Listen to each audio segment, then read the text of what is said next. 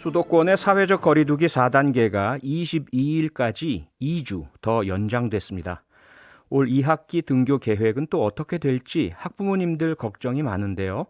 교육부가 오늘 2학기 학사 운영 방안을 발표하고 대면 수업 중심으로 운영하겠다고 했는데요.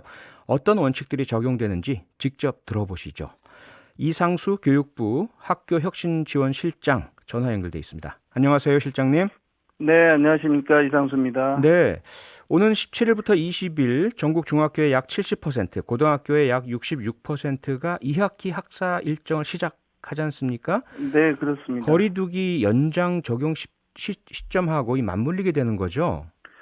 네, 그렇게 됐습니다. 제가 이제 8월 6일 날 중대본에서 수도권을 중심으로 4단계, 비수도권은 대부분 3단계로 2주간 거리두기를 연장했는데요. 네. 그 시점에 이제 저희들이 여름방학을 마치고 2학기 개학을 하는 시점이 되었고, 그래서 저희가 미리 오늘 2학기 학사 운영 방안을 발표하게 되었습니다. 네.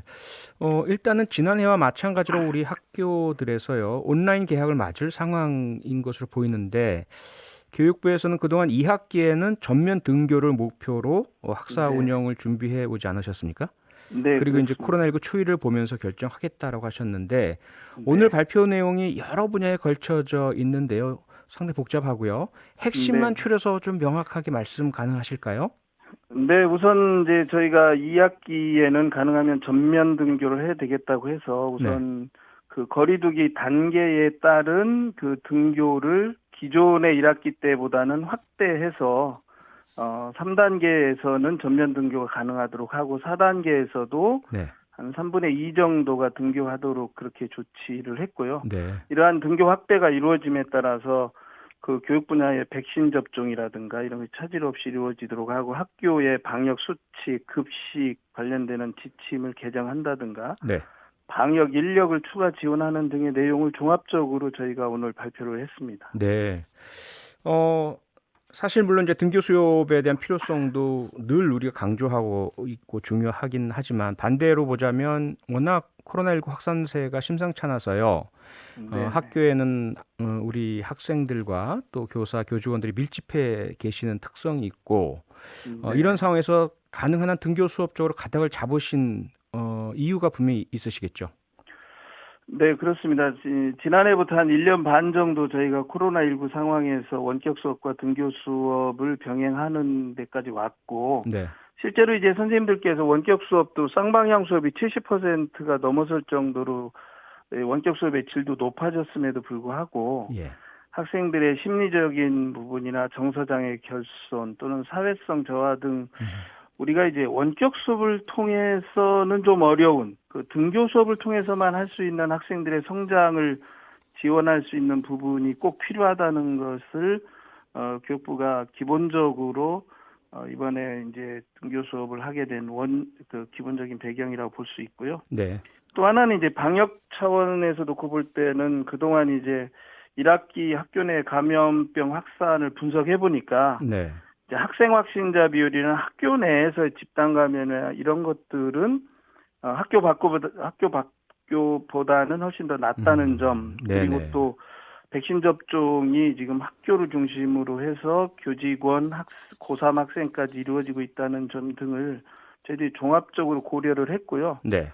하면서 이제 저희가 방역 당국, 감염병 전문가 등과 의견을 들어보니 4단계에도 등교 수업은 어느 정도 가능하겠다고 보았고, 네. 교원단체 또 학부모 간담회, 시도교육감님들께 의견을 여쭈어도 대부분 학교가 해야 될 역할이 분명히 있다. 그리고 네. 그것은 등교 수업을 통해 가능하다라는 의견을 주셨습니다. 예, 예.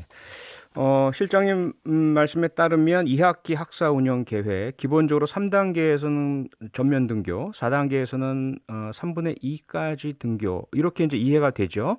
네네. 조금 이제 구체적으로 좀 설명을 부탁드리고 싶은데요. 만약에 네. 4단계가 된다면 학년별로 어떻게 등교 수업이 이루어지는 겁니까? 저희가 이제 지금 방학을 하고 개학을 하는 시점이 되다 보니까 네. 개학하자마자 이제 전면 등교하는 데까지는 약간의 준비 기간이 필요합니다. 예. 그래서 저희가 일단은 9월 6일이 시작되는 주부터, 그러니까 네. 학교마다 개학하는 시기가 약간 다르긴 한데 한 3주 정도는 저희가 집중 방역 기간으로 두고 네. 한 9월 6일부터는 저희가 4단계라 할지라도 네. 이제 초등학교 1, 2학년 유치원은 반드시 나오고 네. 그다음에 그 3학년에서 6학년까지도 절반까지는 등교가 가능하도록 했고요. 네. 중학교는 전체 3개 학년 중에 한 3분의 2 정도. 네.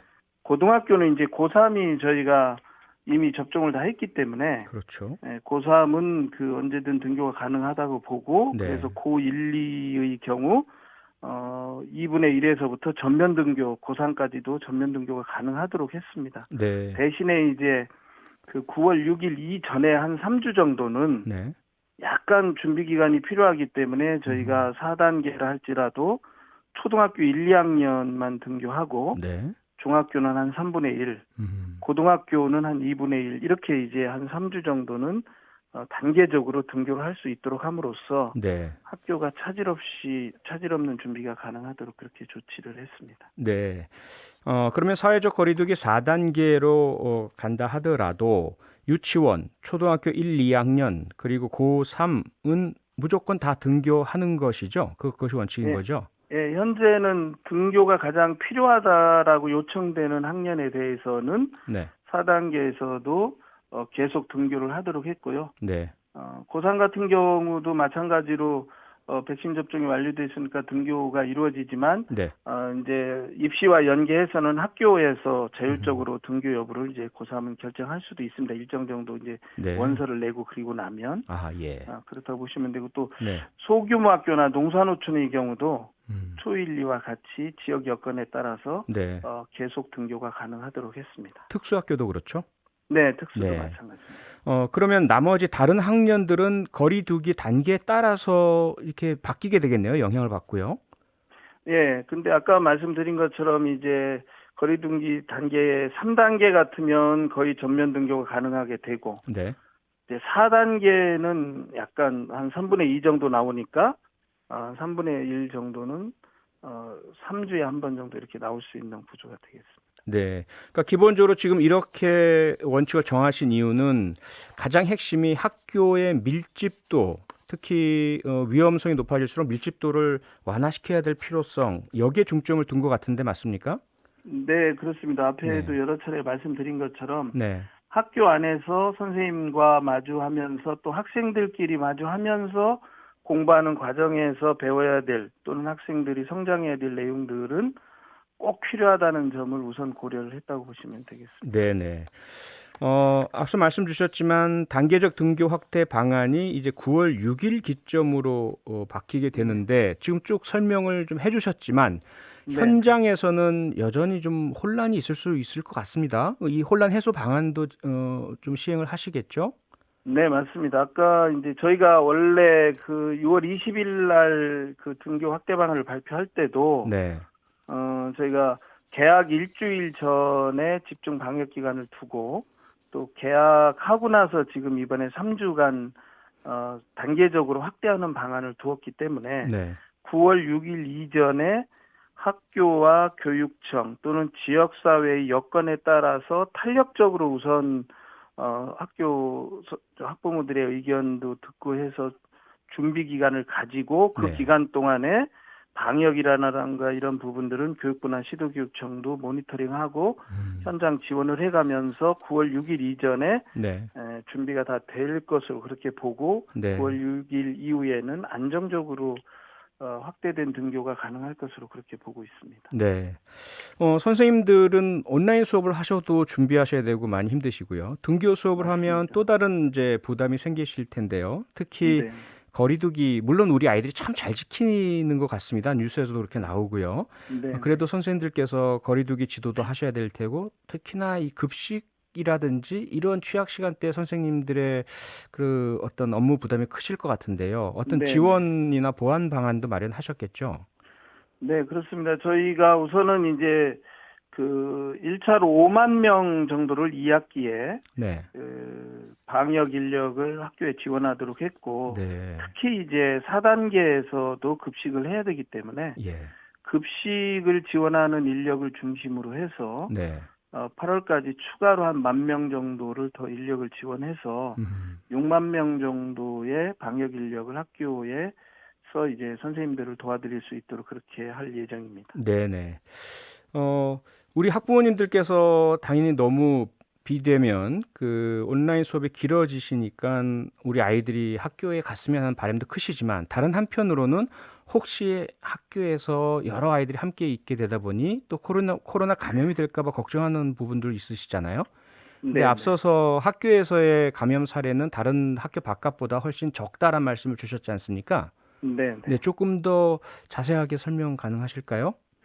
네, 저희가 이제 그 감염병 전문가인 서울대 최은화 교수님을 통해서 네. 금년 1학기에 그래도 등교가 꽤 많이 이루어진 상황에서 73% 정도 등교가 이루어졌는데 네. 그중에 학생 감염 추세를 저희가 상세히 분석을 해봤습니다. 아, 그랬는데 이제 6월 이후에는 저희가 델타 변이도 있고 이제 지역사회 감염이 좀 증가를 했는데 예. 그에 따라서 학생들의 발생 건수도 증가하긴 했지만 네. 그리고 또 학교급이 높아짐에 따라서 좀 더 이 감염되는 학생이 늘어나긴 했지만 네. 가정이나 지역사회에 비하면 학교는 상당히 그 감염률이 낮은 편이다. 아하. 그러니까 어디로부터 감염됐나를 봤을 때 가정이 한 그 48.7% 정도 되고 네. 지역사회가 한 22.6% 되는데 예. 학교는 그거보다 훨씬 낮은 정도 아하. 의 감염을 보이고 있었다. 이렇게 봐서 네. 물론 학교가 아주 이제 감염에서 100% 차단되진 않지만 네. 상대적으로 지역사회보다는 굉장히 안정적인 안전한 곳이다 하는 것을 저희들이 전문가를 통해서 확인을 했습니다. 네. 실장님이 설명해 주신 최은화 서울대 의대 교수 분석에서 실장님 언급하신 중에요. 예, 예. 학교의 급이 올라갈수록 즉 그 나이가 더 많을수록이겠죠, 학생들의. 네. 확진자 발생률이 더 높아졌다라는 말씀 주셨는데 네. 그 이유가 뭔가요? 그럼 이제 우리 학생들의 생활 패턴을 토대로 아마 추정해 볼 수 있을 것 같아요. 네.